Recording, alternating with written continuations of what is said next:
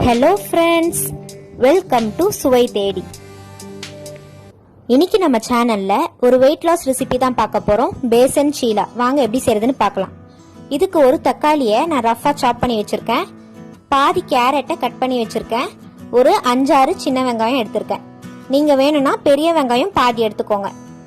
இதை எல்லாத்தையுமே Rafah grind பண்ணிக்கலாம். வேணும்னா நீங்க கிரேட் கூட பண்ணிக்கலாம்.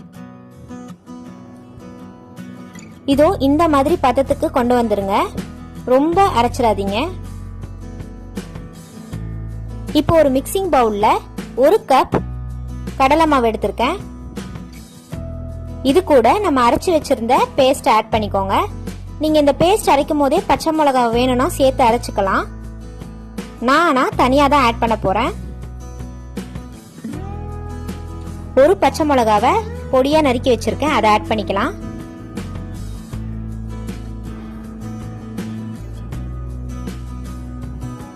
இதுல 1/2 டீஸ்பூன் சீரகம்,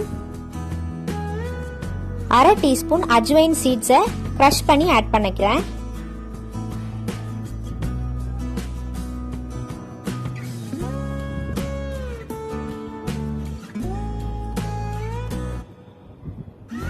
இது கூட ஒரு 1/2 teaspoon red chilli powder, 1/4 teaspoon மஞ்சத்தூள்,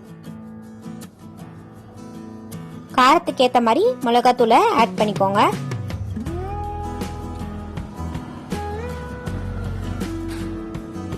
இது கூட 1 டீஸ்பூன் மிளகுத்தூள்,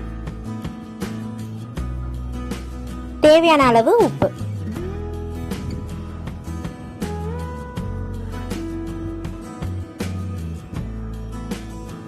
இதுல கொஞ்சம் பெருங்காயத்தூள் ஆட் பண்ணிக்கிறேன். இப்போ எல்லாத்தையும் நல்லா மிக்ஸ் பண்ணிக்கலாம். கொஞ்சம் கொஞ்சமா தண்ணி சேர்த்து தோசை மாவு பதத்துக்கு கொண்டு வரணும்.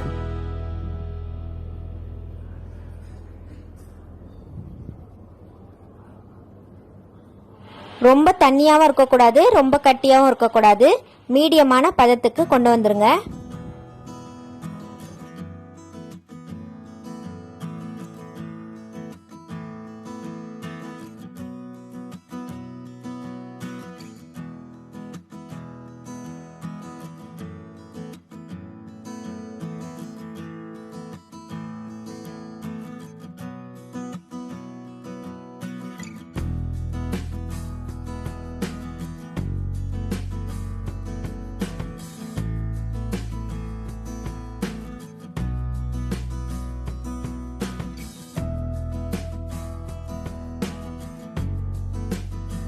இதோ இந்த பதத்துக்கு கொண்டு வந்துடணும்.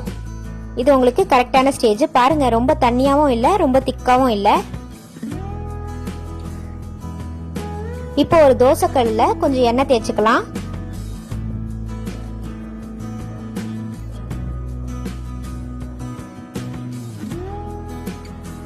இதுல ஒரு கரண்டி மாவு எடுத்து நம்ம தேய்ச்சிக்கலாம்.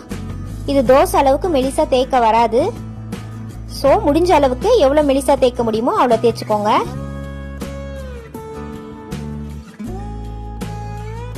இது ரொம்ப ஹெல்த்தியான ஒரு ரெசிபி. காலையில பிரேக்ஃபாஸ்டா எடுத்தீங்கன்னா டே ஃபுல்லா நல்லா வயிறு ஃபில்லிங்கா இருக்கும். வெயிட் லாஸ்க்கு ரொம்ப ஹெல்ப்ஃபுல்லா இருக்கும். கண்டிப்பா ட்ரை பண்ணி பாருங்க. இப்போ மேல கொஞ்சம் எண்ணெய் ஊத்திக்கலாம். கடலை மாவு சீக்கிரமா வெந்துடும், ரொம்ப நேரம் வேக வைக்க தேவையில்லை. இப்ப திருப்பி போட்டு பின்னாடியும் எண்ணெய் தேய்ச்சிக்கலாம். 2 பக்கமும் நல்லா கோல்டன் ப்ரௌனா வந்ததும் நம்ம எடுத்துடலாம்.